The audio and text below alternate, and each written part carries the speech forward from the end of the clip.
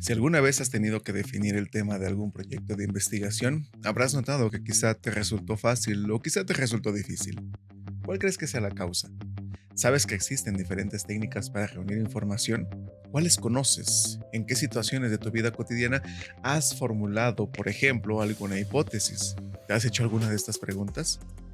En todo proceso de investigación, ya sea que se desarrolle bajo un modelo cualitativo o bajo un modelo cuantitativo o mixto, es necesario establecer como punto inicial el planteamiento y exposición del problema, el cual parte de una idea, tema o fenómeno que se intentará explorar. Para llevar a cabo la investigación es necesario explorar y elaborar un diagnóstico contextualizado consistente en la descripción y el análisis, así como la argumentación del problema o proyecto de investigación. Para definirlos, se sugiere a considerar como guía algunas preguntas. Por ejemplo, ¿qué se sabe acerca del tema? ¿Cuál es su relevancia? ¿Cuál es su importancia? ¿Con cuánta información se dispone? ¿Es fácil de encontrar? ¿Es suficiente para llevar a cabo la investigación? ¿Cuáles son los fines y objetivos para realizarla? ¿Con cuánto tiempo y medios se dispone para realizar la búsqueda de materiales y registros, así como para organizar y analizar la información obtenida? Y finalmente, tener el tiempo para redactar el informe final. Estas interrogantes permiten una primera aproximación al problema de estudio. Ahora bien, si se quiere conocer a fondo este tema o problema, el desarrollo de la investigación destinada a lograrlo debe de comenzar con un protocolo. Aquí está la clave. Protocolo, que es un documento en el que se resume el proyecto y está compuesto por los siguientes elementos. Primero, la selección y delimitación del tema. Luego, el planteamiento del problema, una hipótesis, unos objetivos de investigación, obviamente una justificación del proyecto y algo que se le llama el estado de la cuestión o el estado del arte. Una investigación surge, como lo expresa el doctor Raúl Fuentes Navarro, como una curiosidad, una necesidad de saber subjetiva, como una inquietud o inconsistencia del saber comunitario, o como una indagación empírica de que hay algo interesante en el entorno que podría ser estudiado. Sin embargo, al principio, eso que queremos investigar puede presentarse ante nosotros de manera difusa. Es entonces precisamente cuando debemos aplicar el método científico para definir con claridad nuestra indagación. Es por ello que la primera fase de la investigación consiste en diseñar el protocolo, el cual es un primer intento de ordenar el caos de información con el que contamos. Es decir, es un mapa de acción que le servirá al investigador para saber con precisión qué quiere solucionar o responder y cómo puede lograrlo. La función del protocolo es mostrar los objetivos, necesidades y pertinencias de la investigación, así como la capacidad del investigador para llevarla a cabo. Según las diferentes instituciones académicas y científicas, los protocolos pueden tener una estructura diversa. De hecho, algunas de ellas les dan a los investigadores un esquema de protocolo específico que estos deben de llenar tal como se les presenta. Por ello, algo que debes de tener en cuenta es que el orden en que se presenta cada protocolo no es necesariamente el mismo orden que decidimos qué y cómo investigar. Me explico un poco mejor. Aunque el documento llamado protocolo de investigación primero se escriba, por ejemplo, el objetivo general, no significa que en realidad hayamos efectuado en un principio tal fase del protocolo. De hecho, casi lo primero que casi siempre se hace es la definición de un problema o hacernos alguna pregunta sobre algo, y el objetivo logramos plantearlo casi siempre hasta el final. Es de esta manera en la que un protocolo es una forma de presentar el plan de investigación cuya estructura varía de acuerdo con las instituciones académicas y científicas. Sin embargo, algunos elementos son esenciales y el día de hoy trataremos de comentarlos a profundidad. Hola a todas y todos, muchas gracias por visitarme y tomarse un momento para platicar. Mi nombre es Jesús Méndez y el día de hoy estaremos hablando del protocolo de investigación, sus fases y elementos que lo integran, así como de lo que conlleva cada uno de ellos. Todo ello desde la perspectiva de Julio Pimienta y Cintia Holguín. Obviamente el tiempo nunca es suficiente para abarcarlo todo, pero intentaremos dar nociones generales para después, por su parte, ustedes ojalá puedan profundizar mucho más en el tema presentado. No olviden dejar su like y suscribirse, y sin más preámbulos, vámonos para allá.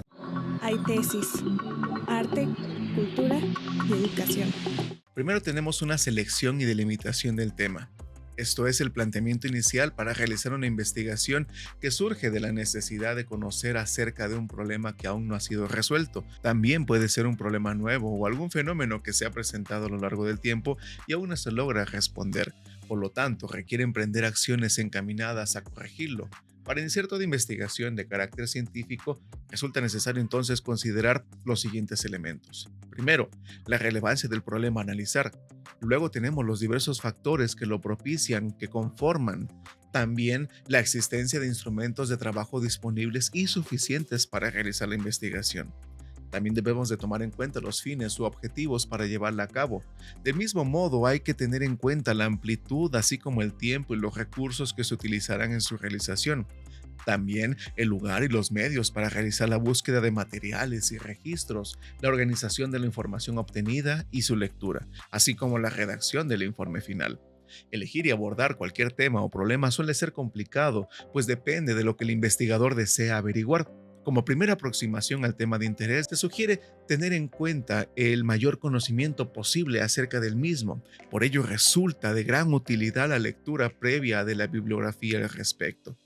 Para la elección del problema, es recomendable, como comenta Pimienta, formular interrogantes que permiten una mayor aproximación. Por ejemplo, este problema necesita ser investigado.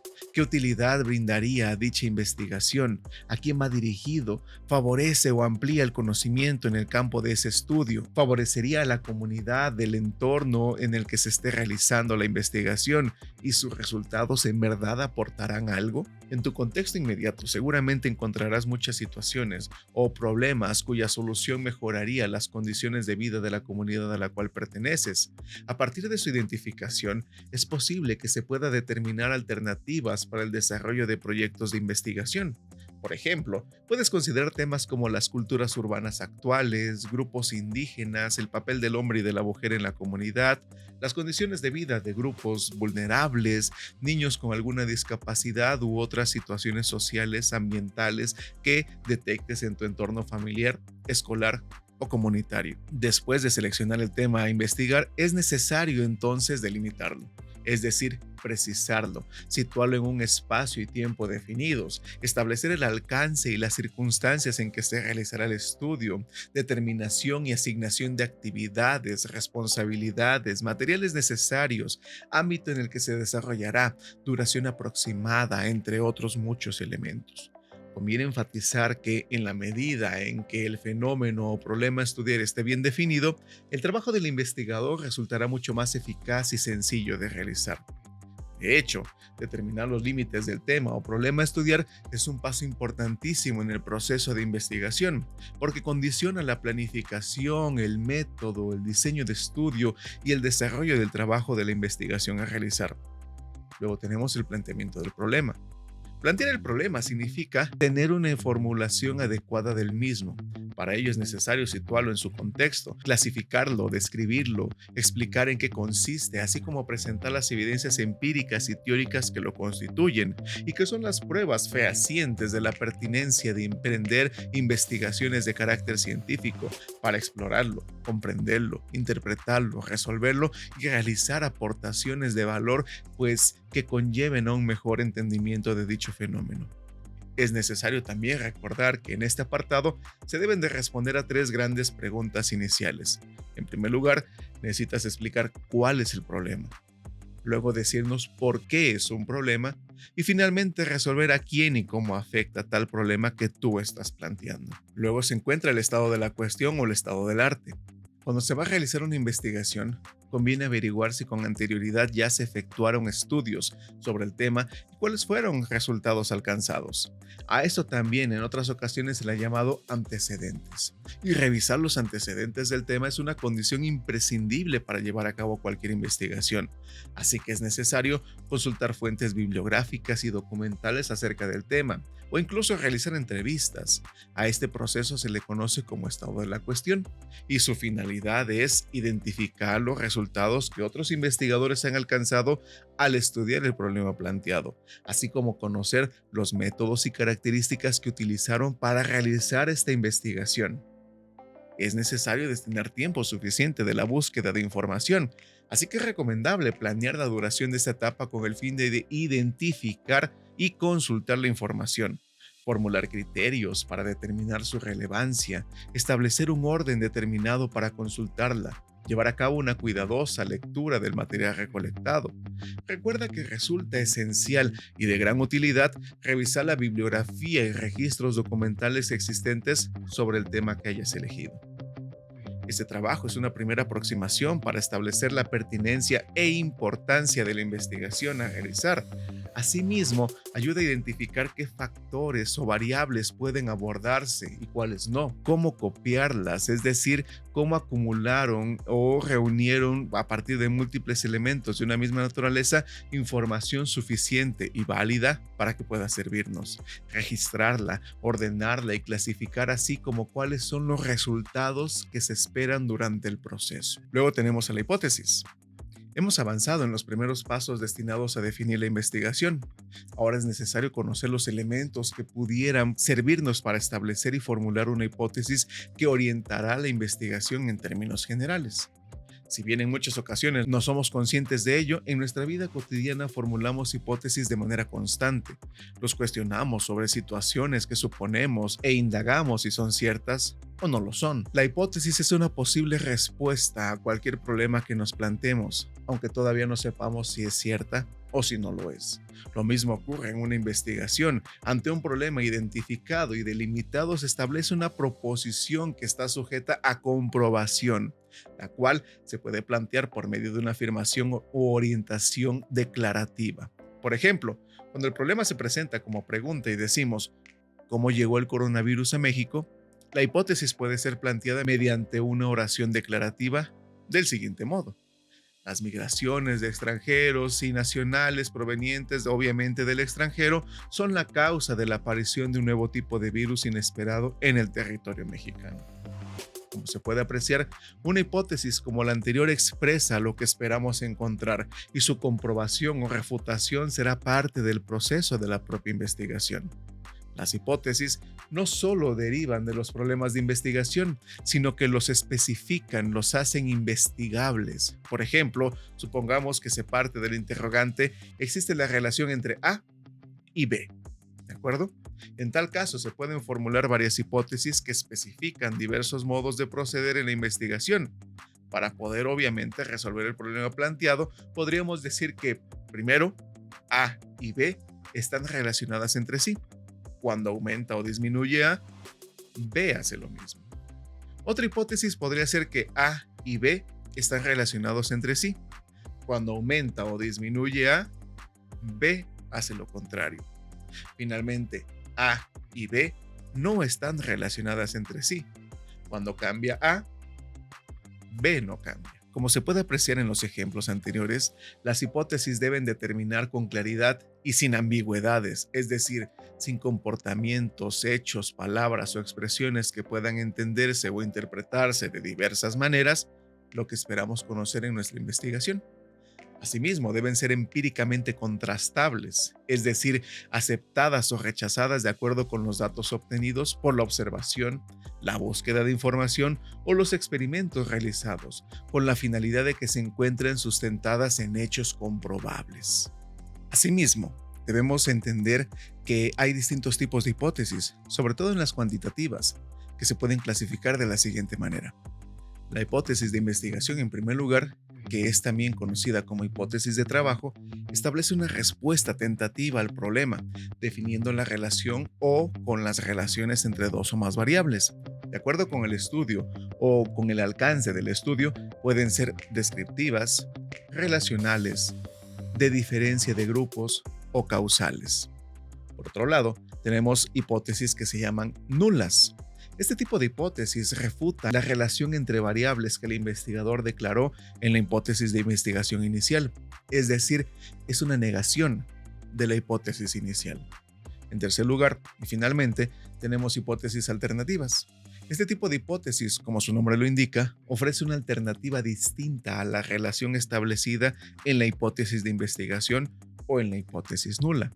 Es decir, es una hipótesis en teoría un poco más exagerada, podríamos decir, y quizás se salga de los parámetros iniciales de la investigación, pero que a lo largo de la investigación puede que se vea de una manera inesperada. Por lo tanto, este tipo de hipótesis son necesarias para tratar de no dejar nada al azar. En cambio, en la investigación cualitativa, las hipótesis se construyen durante el proceso de esta y se van afinando paulativamente. Sus principales características son generales, emergentes, flexibles y contextuales.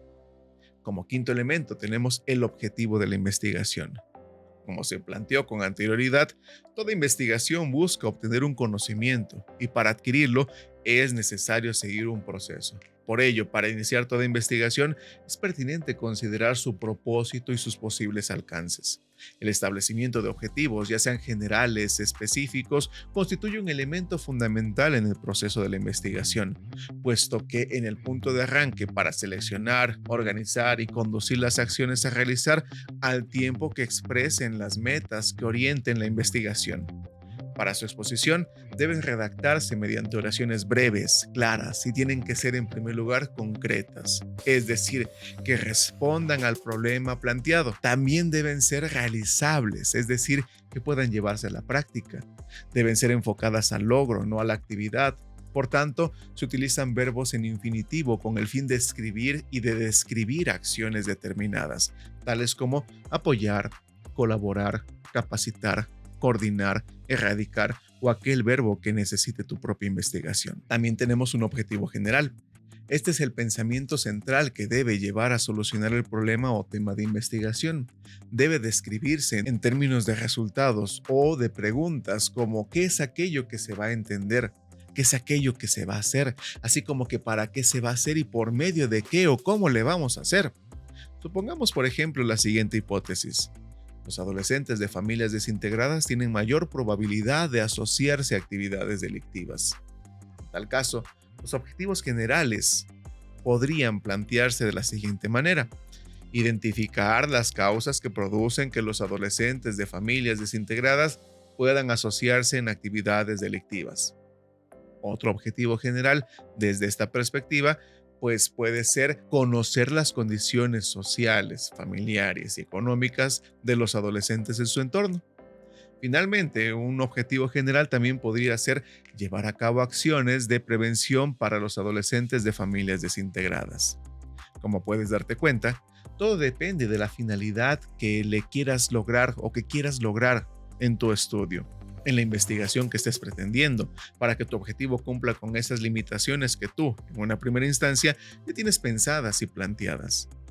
Por su parte, los objetivos específicos o particulares son aquellos que se originan con base en el objetivo general, expresan los resultados y beneficios esperados y deben de reunir ciertas características. Deben ser medibles, es decir, que les pueda dar seguimiento y valoración. Deben ser apropiados al problema y los objetivos generales.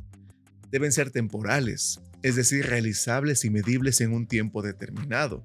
También deben ser específicos para evitar interpretaciones diversas. Ser realistas, que sean alcanzables y realizables.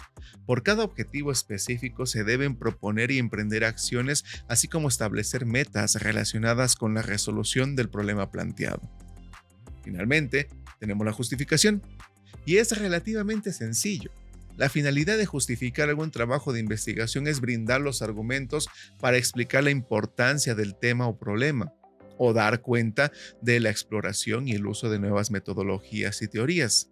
También consiste en describir la pertinencia del estudio, su viabilidad y factibilidad, así como a sus beneficiarios. En la justificación, el investigador explicita la manera en que el estudio de dicho problema contribuye a la construcción de nuevos conocimientos en el área de investigación. Por ejemplo, si desea construir la justificación para la investigación del problema que seleccionó y delimitó y planteó, pues puede construir un párrafo en torno en cada uno de los siguientes elementos. ¿Cuál es la pertinencia del estudio?